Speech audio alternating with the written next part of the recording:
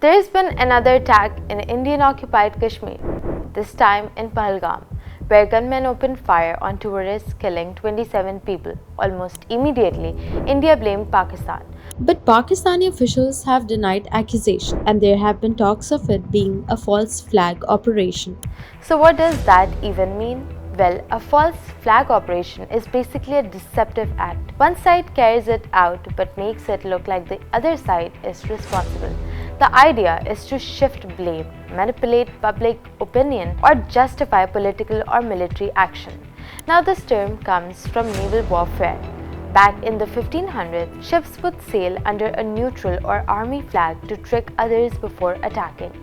Over time, the term started to mean any act of deception where responsibility is faked. Here's how they typically play out. A government or group stages an attack.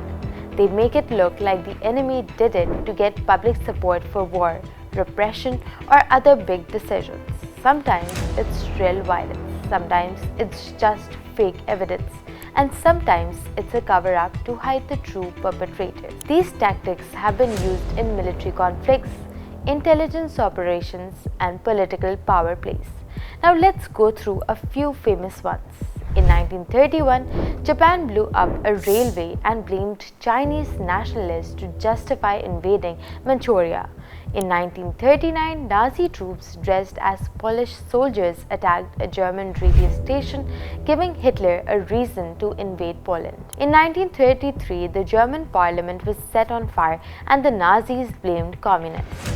That helped them consolidate power, and then there was Operation Trust, Soviet Union in the 1920s, when the Soviet secret police created a fake opposition group to lure and arrest real dissidents. False flag tactics have not disappeared. Russia, for example, has been accused of staging attacks in Ukraine, making it look like Ukraine was the aggressor to justify military action. These operations are usually covered, and proving them can be very difficult. In South Asia, false flag allegations are common, especially between India and Pakistan. Pakistan often accuses India of staging attacks, especially in Kashmir, to justify military crackdowns, malign Pakistan internationally, distract from internal issues, and discredit the Kashmiri freedom movement. India, on the other hand, accuses Pakistan of sponsoring terrorism and denies using false flag tactics. Here are some incidents that have been called false flag operations by Pakistani sources or critics. Some Jodha Express bombing in 2007 initially blamed on Pakistan-based militants, but later investigations linked it to Hindu extremists inside India. Chiti Singpura massacre of 2000, where 36 Sikhs were killed by men in army uniforms. India blamed Pakistan, but later reports suggested possible Indian army involvement.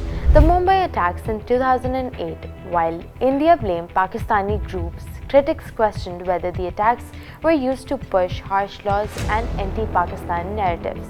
In Nadi Marg massacre of 2003, 24 Kashmiri Pandits were killed. Blame was put on Pakistan, but some allege it was staged to undermine the local movement.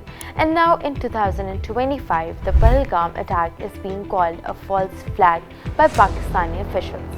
Here's why they're suspicious. The attackers wore Indian army uniforms.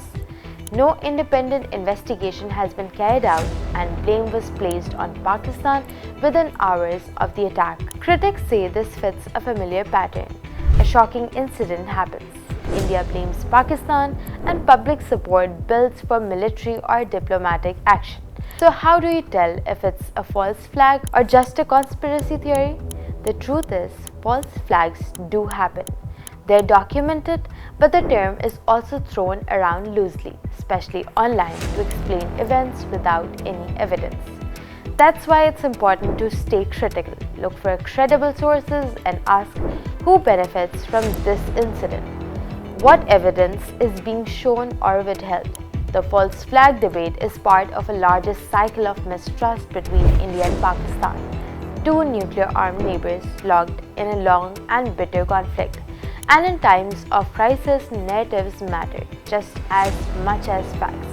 For more explainers on South Asian politics, security, and media, subscribe to Dawn News English.